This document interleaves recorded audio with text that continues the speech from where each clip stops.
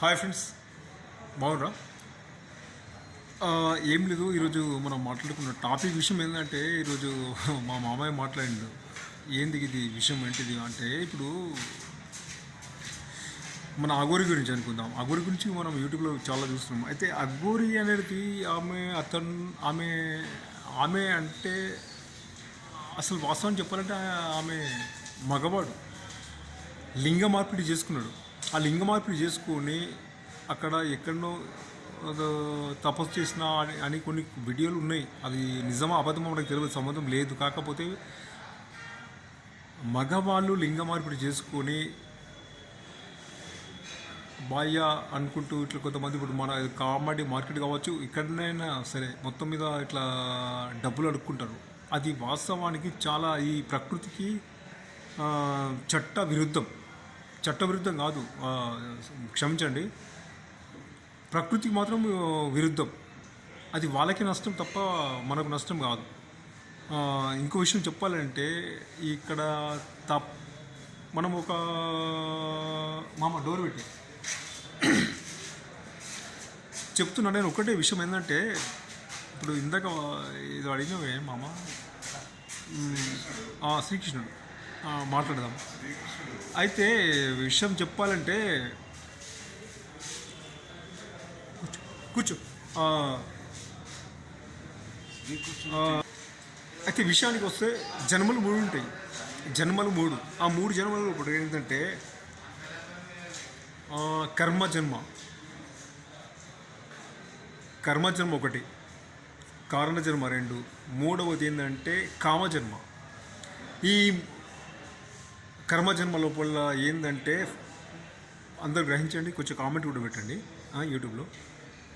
కర్మజన్మ ఏంటంటే, మన పితృదోషాలు వెంబడిస్తుంటాయి. మన తాత చనిపోయిన తర్వాత మన తండ్రులు కరెక్ట్ సమయానికి వాళ్ళు పిండ ప్రదానం చేయకపోవడము, ఆ విధంగా ఉంటే మాత్రము ఇతడు ఇప్పుడు నేను ఎంత కష్టపడ్డా కానీ మాత్రం ఫలితం లేదు అని అంటే మాత్రము అది కర్మదోష, కర్మ జన్మనే అనుకోవాలి. కర్మదోషం అది వెంబడిస్తుంది అని అనుకోవాలి.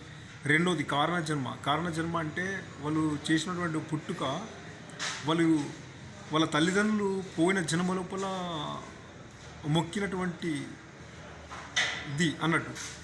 వాళ్ళు ఇక్కడ పుట్టినప్పుడు వాళ్ళ కడుపులో పుట్టినప్పుడు అద్భుతంగా వాళ్ళు రాణిస్తుంటారు. అది ఏదైనా సరే.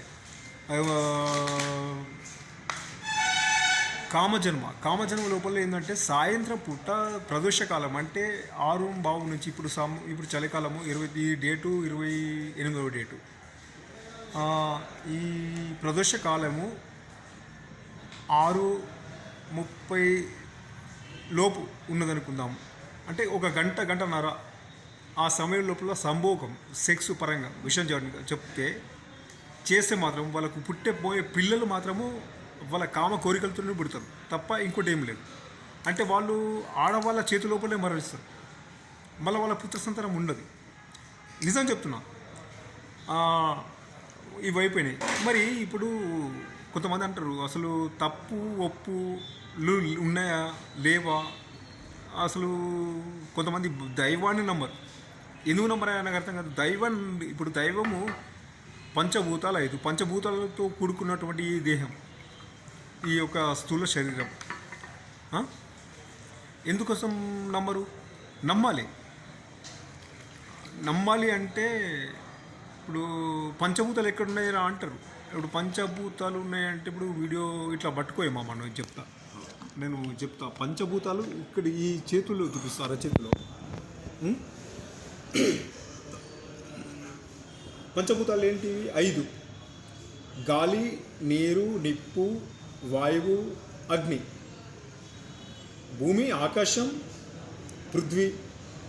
కింద భూమి, ఆకాశం, గాలి, వాయువు, నీరు, నిప్పు. ఇది మీకు కనిపిస్తున్నది ఆకాశం అనుకున్నా, కింద మాత్రం ఇది భూమి అనుకుందాం. ఈ 2 వచ్చేసినాయి మన ఈ స్థూల శరీరం లోపల. అయితే రెండు వచ్చిన తర్వాత జలం రావాలి. జలం అంటే ఇప్పుడు ఇలా ఈ వేలు ఇక్కడ పెట్టుకొని నొక్కి పట్టుతే కొద్దిసేపు పట్టుకుంటే చెమట వస్తుంది, అంటే నీరు వస్తుంది. 3 వచ్చేసినాయా, జలం వచ్చింది. అంటే పృథ్వీ, ఆకాశం, జలం వచ్చింది. మనకు కావాల్సిన ఇంకా 2 ఏంటిది? అగ్ని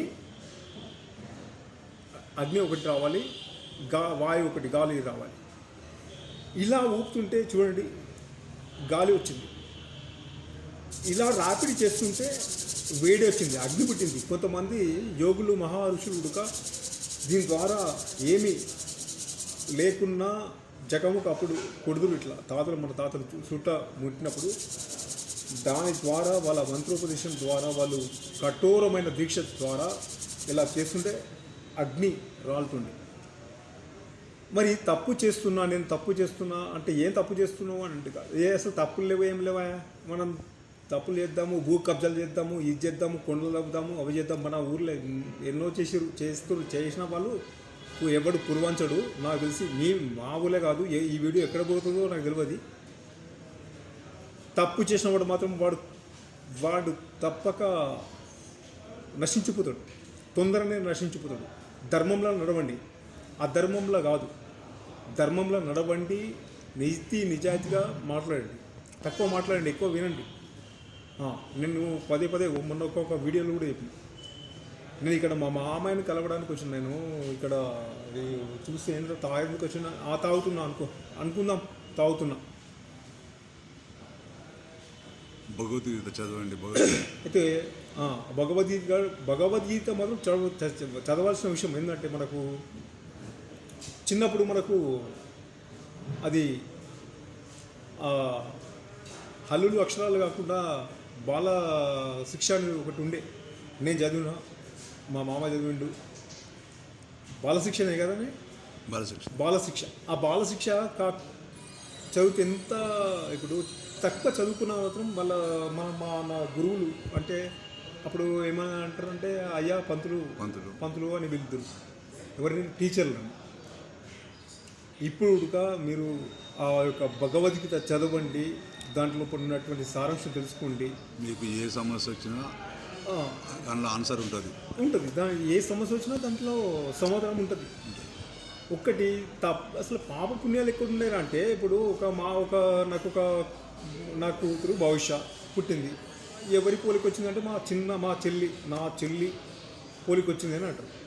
మరి పోలికి వచ్చినప్పుడు నంబర్స్ వచ్చినప్పుడు మరి పాప పుణ్యాల గురించి మరి ఎందుకోసం మాట్లాడరు? అవురా, ఈ తప్పు చేస్తే పాపమే, ఈ టైంలో తాగద్దు, ఈ టైంలో తినద్దు. వాక్ ఒకటి గుర్తుపెట్టుకోండి, ఈ యొక్క నోటి వాక్యు ప్రదోష కాలం లోపల తినే మనము కాదు. మంచిగా ప్లేస్ చెప్తున్నా, ప్రదోష సమయం లోపల తాగే సమయంలో నేను ఈ వీడియో ఇంతకంటే ముందు వీడియోలో కూడా నేను చెప్పినాను. తాగని సమయం లోపల తాగడము కానీ, తినని సమయం లోపల తిన్నవి అనుకో, అది నెరవేరదు. నువ్వు ఈ విధంగా కరెక్ట్గా నియబద్ధంగా దారిలో వెళ్ళిపోతుంటే మాత్రం నీకు 100% రిజల్ట్ మాత్రం ఉంటుంది. ఎందుకంటే నీ వాక్కు అంత ఫలిస్తుంటుంది అన్నట్టు. నేను సనాతన ధర్మం గురించి చెప్పాలంటే, ఈ మధ్యలో మన పవన్ కళ్యాణ్ గారు చాలా, తను ఒక కారణ జన్ములు లాంటి వాడు. పేరులోనే ఉన్నది, ఆంజనేయ పుత్రుడు.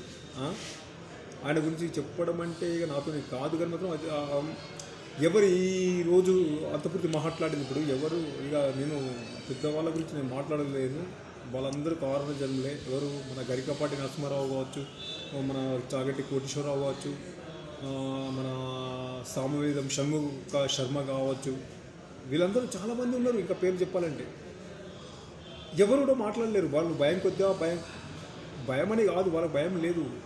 ఈరోజు ఉండేది మళ్ళీ పోయేది. సనాతన ధర్మం కోసం బోర్డు ఇప్పుడు నేను మా మామ కోసం వచ్చినా నేను మళ్ళీ ఇక్కడ ఉంటా అని కాదు, నేను వెళ్ళిపోవడమే, మళ్ళీ నా ఇంటికి వెళ్ళిపోవడమే. అదేవిధంగా కానీ సనాతన ధర్మము ఇట్లా ఉన్నది. ఇప్పుడు తిరుపతి లోపల లడ్డు విషయం లోపల జగన్మోహన్ రెడ్డి చేసింది.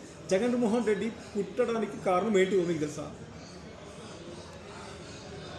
వైఎస్ రాజశేఖర రెడ్డి ముఖ్యమంత్రి. అతను చేసినటువంటి పుణ్యకార్యాలు చేసిన తర్వాత ఒక పులిబిడ్డకు ఈయన జగన్మోహన్ రెడ్డి కూడా పుట్టకపోవు. దానికంటే ముందు ఇతడు జన్మ లోపల ఏ జన్మ లోపల ఆయన అంతకంటే జగన్మోహన్ రెడ్డి పోయిన జన్మ లోపల మంచి పుణ్యకార్యాలు చేస్తే ఈ యొక్క వంశ కుటుంబంలో పుట్టిండు. అంతే కదా మామయ్య. అంటే ఈ వైఎస్ రాజశేఖర రెడ్డి విజయమ్మ కడుపులో పుట్టినటువంటి వాడు ఎవరు? జగన్మోహన్ రెడ్డి. పుట్టిన తర్వాత మనము ఎవరైనా పుట్టగానే ఏం చేస్తారు? కలి వెళ్తారు. ఆ కలి చల్లగానే పోయిన జన్మది మర్చిపోతారు అని చెప్పేసి చల్లుతారు. మీకు తెలుసు కదా, కామెడీ పెట్టండి. అయితే ఇతడు భూ కబ్జాలు అవి ఇవి మళ్ళీ వాడిని చంపడం వీడిని చెప్పడము, వీని అనుచరులు ఉంటారు కదా, ఈ ఇతగాడి అనుచరులు, జగన్మోహన్ రెడ్డి గారి అనుచరులు ఇలా చేసిన తర్వాత మళ్ళీ పాపం జైలు పోయిందా లేదా, చిప్పకూడు తిన్నాడా లేదా అంటే ఈరోజు మన పేర్లు నాది కాంగ్రెస్ పార్టీ, కరడు కట్టిన కాంగ్రెస్ వాది నేను. అయితే వాస్తవాన్ని చెప్పాలంటే ధర్మం ఉంది, ధర్మం లేదు అని కాదు, నీతి ఉంది, నిజాయితీ ఉంది. దయచేసి చెప్తున్నా, ధర్మంలో నడవండి. ధర్మమే మిమ్మల్ని రక్షిస్తుంది. ధర్మాన్ని కాపాడండి, ధర్మం మిమ్మల్ని రక్షిస్తుంది. ధర్మమే మిమ్మల్ని రక్షిస్తుంది. మరొకటి ఏంటంటే శివనామ స్మరణ మాత్రం మరొకండి. ఓం నమ శివాయ.